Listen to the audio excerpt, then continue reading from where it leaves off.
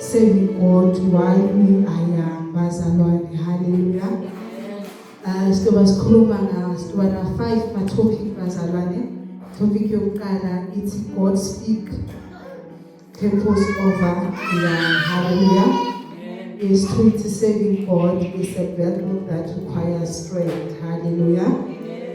Number 3, God has placed gift in you, hallelujah. Number 4, youth is the best time to serve God. Hallelujah. Youth is the best time to serve God. Hallelujah. Number 5, what's the danger of delay? Hallelujah.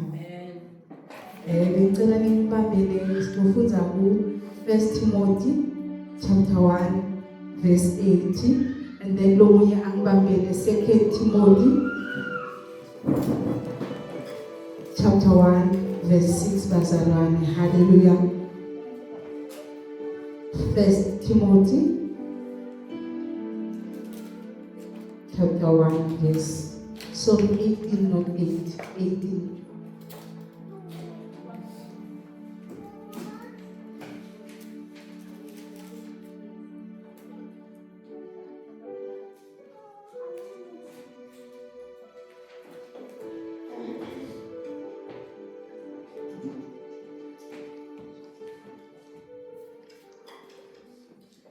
Verse 18, it says, "This charge I commit to you, son Timothy, according to the prophecies previously made concerning you, that by them you may wage the good warfare." Hallelujah. Hallelujah. Sibani labasha into lesitiyeka ngayo leyinkulu kakhulu empilweni yethu. Ukuthi sinokutiyeka ukuthi sisanesikhathi Sibuya sidumise uNkulunkulu sisindiswe lethu abazalwane haleluya kanti isikhathi asisekho asanaso bazalwane haleluya. The scriptures sikhomba ukuthi the scripture is showing us that something is very different. God does not wait for old age or to begin using people haleluya. Akunakuthi umncane kumvumzana kuzothi uNkulunkulu akusebenzise bazalwane haleluya. uNkulunkulu utokusebenzisa ngalesikhathi yena afuna ngaso bazalwane. The other day mama bekasitshela ngalifa ukuthi uNkulunkulu lifa bekanako lekufuna ukuthi ngifuna kuseva uNkulunkulu bazalwane haleluya. Bekamncane akazange alinze ukuthi intothi mase ngicethile sengiyosebenza kutowa ngiseva uNkulunkulu bazalwane haleluya. Namhla sibuka Timothy bazalwane umfana lomncane lo ngametholisha ngqo bazalwane haleluya. Sitofunda ngokuthi kusho ukuthi kuseva uNkulunkulu bazalwane haleluya. Sibantu labasha bazalwane so we purpose straight bazalwane haleluya. Sitoya lapha ke point lokuqala ukuthi God speak purpose over the youth bazalwane hallelujah, over the young people bazalwane hallelujah. Paul ukhumbuta Paulo bazalwane ukuthi kunesiprophet lebesishido lesikhulunyiwe sikhulunywa kuye bazalwane hallelujah. Timothy akazange akhethe ukuthi no mina nyalo ngifuna ukurana iministry bazalwane hallelujah. Mara uNkulunkulu bese kunesiprophet lekasikhulunyiwe asibeke kuye bazalwane haleluya. Bekasana injongo ngempilo yakhe bazalwane haleluya. Lokhu kusifundisa ukuthi bazalwane before we fully understand our future God has already knows about it bazalwane haleluya. Sithi plan bazalwane ngempilo yethu uNkulunkulu abe yena athi bazalwane njengoba solongiyabuyela ekuqaleni ukuthi kubalekile ukuthi simfune yena bazalwane haleluya. Isikhathi asanaso asikho bazalwane isikhathi haleluya. Yasho nasempilo Nkosi ukuthi angeke siladi lelo suku nalelo lohora bazalwane ukuthi litokhala nindelo iqilo bazalwane haleluya. Mara ngikho lapho bazalwane ngoba sitabe sesithi isindisela ukuthi ngifuna ngekhaya ezulwini kanti inhliziyo yona ayikho lapho bazalwane haleluya. Funa simfune bazalwane. Timothy bekamncane kakhulu bazalwane. Bekhathi uNkulunkulu ampila bazalwane haleluya. Paul uyaphinda sitshele lapha ukuthi uNkulunkulu kusi ubitiwe Timothy ubidelwe kweprofesi bazalwane haleluya. Kungobe ngani because kunema challenges bazalwane lesiba nawo lesina survive kuwo ngenyama yethu bazalwane haleluya. Mara si survive ngaNkulunkulu ngamoya oqolo bazalwane ngokuthi sikhumbule ukuthi uNkulunkulu yini ekayishilo ngempilo yethu bazalwane haleluya. Siba labasha siyakhohlwa ukuthi sometimes nalokhohlwa ukuthi uNkulunkulu ukhona haleluya. Siba nema temptations ma peer pressure bazalwane haleluya. Aba strong kids sibantu labasha bazalwane haleluya. Niko ke kubalekile kulapha kuyila khona ukuthi kubaleke ukuthi simfune sibakade bazalwane haleluya. Kuzokuthi singadendeli thine kodwa kwendela sibakade bazalwane haleluya. uNkulunkulu usibikile bazalwane. uNkulunkulu unenjongo ngempilo yethu bazalwane. uNkulunkulu usekunile kasakhulumile over our lives haleluya. Kunetimbi lekufuna sitilwe singadili uthini ngetinyama tethu kodwa sitilwe ngemoya kaNkulunkulu bazalwane haleluya. Point number 2, saving God is a battle that requires strength bazalwane haleluya. Paul says so that you may fight the battles well bazalwane haleluya. Lokhu kubalekile bazalwane kusikhomba ukuthi njengoba ngishido ukuthi sidinga moya longcwele ukuthi silwe letimbi lesibukane nazo bazalwane haleluya. silwa against ma-temptations, i-distraction, i-discouragement bazalwane. Kona bazalwane, sono bazalwane. Ngoba sibani labasha sona sathi kahle ukuthi lesi sono uNkulunkulu akakufuni, mara siphinde senze njani? Sono sisali kahle. Siyamathi wrong, siyamathi right bazalwane. Hallelujah. Siphinde silwe against ibhethe yokucompromise abazalwane. We must not compromise God over indodana emhlabeni bazalwane. Siyahamba sikhaya indodana emhlabeni kitosala bazalwane. Hallelujah. Ungathi mase kufika isikhathi sokuthi ufuna wena esontweni bazalwane, athi ngicale nginte lokho ndobuya ngiye esontweni, masicale nesontweni. Makuthiwa kune night prayer la aside khona, because bangathi ne farmers market siya compromise. Sizicela semsebenzi usicela kuphuma bazalwane. Hallelujah. Sijahe khona nanyalo ufuna ukuthi bangathi night prayer uma ubambekile esandile lwakhe uthi lelibhuku Nkosi ntobuya ngilibone bazalwane. uNkulunkulu angeke azasilahle, akalahlani uNkulunkulu. Uma sitabuye la angeke azazi umntwana uMntofelisa, into bahlala basitshela ukuthi siyamkhomanda uNkulunkulu bazalwane. Uyamtshela uNkulunkulu. Hallelujah. Utomtshela noma ufunza uthi Nkosi ngitawuphasa bazalwane. Hallelujah. Paul utraina Timothy asesemncane bazalwane, umfundisa ukuthi akafunze impela nyalo hayi letha bazalwane. uNkulunkulu unema gift lekasinike wona ngamunye silabazalwane. Hallelujah. Becela sifunze lapha ku 2 Timothy verse 1 chapter 6 bazalwane.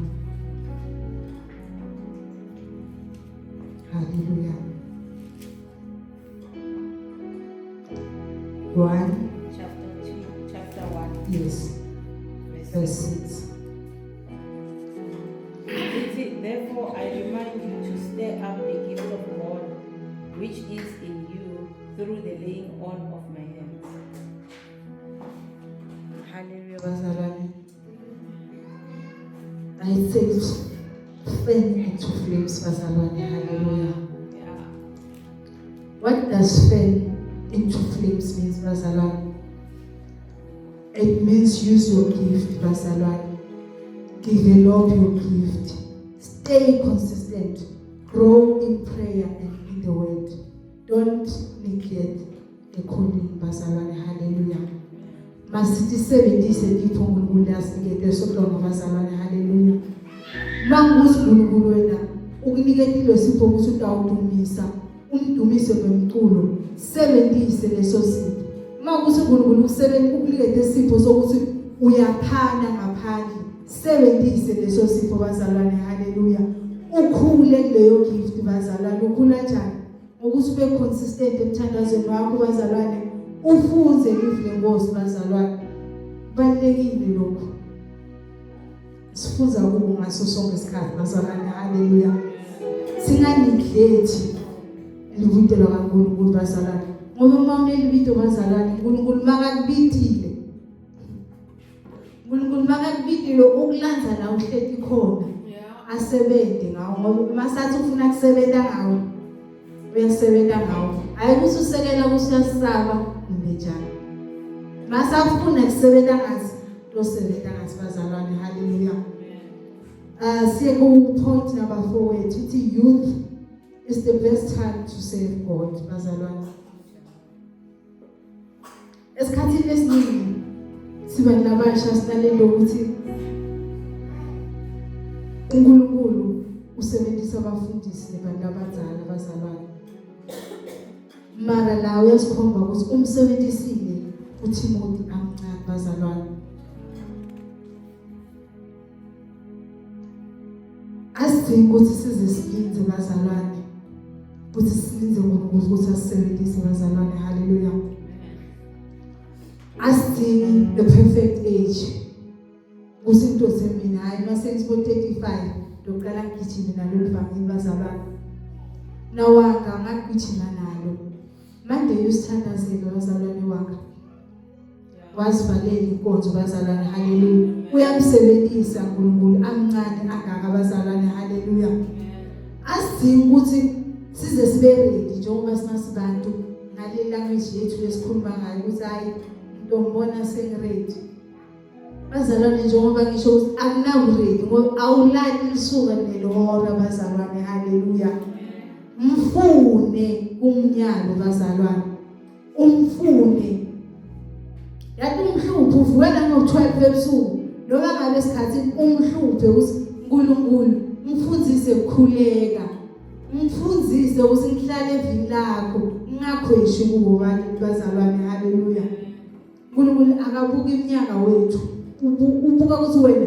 umfuna nganani bazalwane haleluya lapha eBhayibhelini bazalwane kunema scripture lasikhomba ukuthi kunebantu labancane lebasebenziswe uNkulunkulu bazalwane basebenzisa David to defeat Goliath amncane bazalwane haleluya Samuel weva ivoice yaNkulunkulu amfana lomncane bazalwane haleluya Mary wathwala Jesu bazalwane why amncane bazalwane Timothy naye wafunza ukulida ibandla waphinza washumayela amncane bazalwane haleluya sengiyemaphethelweni number 5 wethu uthi the danger of delay bazalwane the danger of delay. One of the greatest spiritual danger is postponing the obedience of the Lord. Hallelujah. Sometimes I see the obedience in uNkulunkulu. Lapho uNkulunkulu uyakhuluma ngaso sonke isikhathi mara thina simlaleli.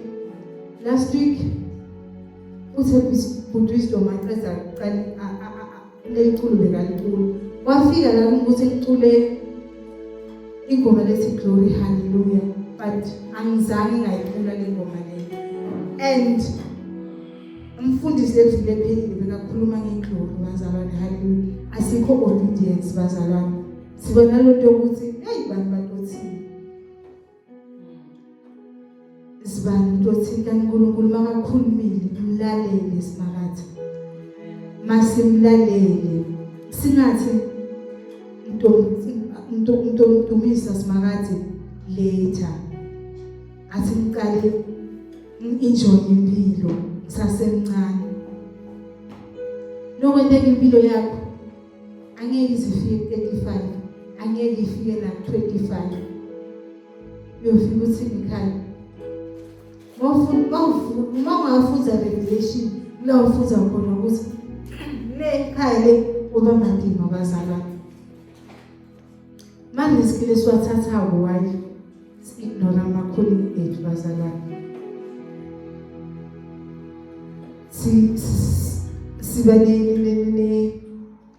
nalokho ukuthi njengoba ngishintsho ukuthi asibi nokuthi ngithi mina ngimncane bangani bami basafuna kojayiva bangani bami basafuna kwenda lokhu ngisafuna joy uNkulunkulu angeke azakulinze akalinzi wena uNkulunkulu masekakufuna bazalwane haleluya uma sekafika akathi unangaki iminyaka kumbe wena kwendakaleni nawe haleluya Paul imessage yakho kuTimothy uthi don't delay the activities of your calling bazalwane haleluya uNkulunkulu uma kakubita nyalo masabela haleluya uNkulunkulu ukhuluma usuka nenjongo makhuluma empilweni yethu bazalwane haleluya kubalekile ukuthi simdumise uNkulunkulu kuzokuthi sitolana namabheke lesibukana nawo bazalwane haleluya Yesu sibancane vele kuba nako siyalingeka kakhulu and njengoba kungile nyama yethu lesetulu over lo moya kaNkulunkulu vele le nyama yethu itofuna kakhulu bazalwane haleluya itoba setulu ngoba asimnxusi uNkulunkulu enough bazalwane. Haleluya. uNkulunkulu ubeke isipho ngamunye kithi empilweni bazalwane, which ufuna sithi sebenzise bazalwane. Haleluya. Sengiqeza bazalwane, ukhumbule ukuthi uNkulunkulu usibidile bazalwane. uNkulunkulu usikethile amandla ukuthi silwe nawo yonke le mimoya ngendlela lekungiyo bazalwane. Haleluya. Ungathi utolinza ngoba utawulinza kanti sekudedi bazalwane. Haleluya. Awukho mncane ukuthi udumise isimakathi bazalwane. Haleluya. Awukho mncane ukuthi usindiswe. Akunaminyaka ukuthi ndoqala nini uqedile bazalwane. Haleluya. Isikhathi sokuqala umnyalo bazalwane. Haleluya. Dobita mfundisi areve up everything akhuleke bazalwane. Haleluya. Glory, hallelujah, hallelujah. Glory, hallelujah, hallelujah.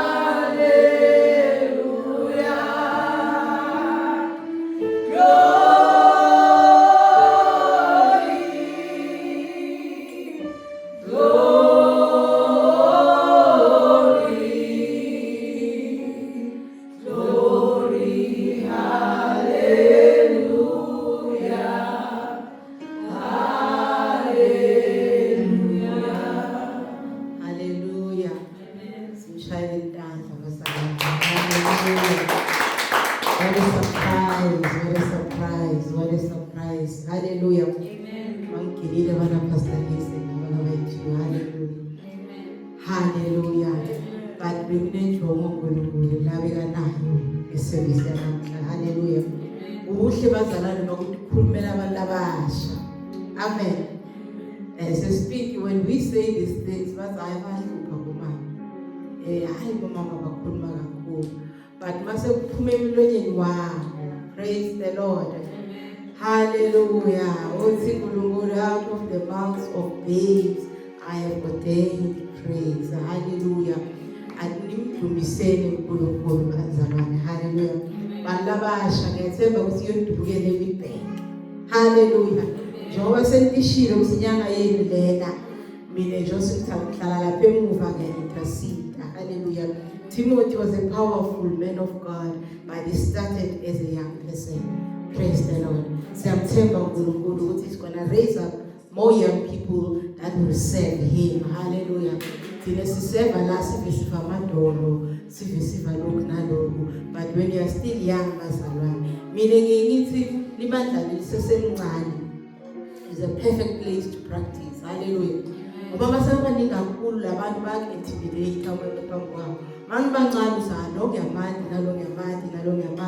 I can stand and speak. But most importantly, the Holy Spirit gives us the spirit of boldness. Praise the Lord. May God continue to reveal His way. Hallelujah. Praise the Lord. Let us pray. Father, we thank you for this your word. Even as we begin the youth month, siyabonga ukuthi wena ukhuluma lokungiko kona ngendlela lekungiyo yona. Babe siyabonga uNkulunkulu wethu ogcwele egameni likaJesu Kristu. Livi lakho linemandla liphilile babe. Livi lakho liyahlukanisa uNkulunkulu wethu. Siyabonga ngebantwana bakho labasha Nkosi. Ubakhumbula uNkulunkulu wethu ogcwele that you are God that calls. Babe longcwele awubidi ngoba umuntu amdala, ubidi ngoba unenjongo. UNkulunkulu wethu ogcwele, it is you that gives the gift, my heavenly Father God. So bantwana bethu they must not doubt themselves, but they must trust in the God that dwells inside of them. Baba siyabonga Nkosi ukuthi uyabasebenzisa babelongcwele bakhule Nkosi yamakhosi ekukhulumeni ekufundiseni ukushumayela ivivi lakho ekuthandazeni nasekweneni imisebenzi emihle nasemphakathini in the mighty name of Jesus. Bless this your maid servant Nkosi yamakhosi that you have spoken through this morning. in the mighty name of Jesus. Ubusise leli bandla lakho uNkulunkulu wethu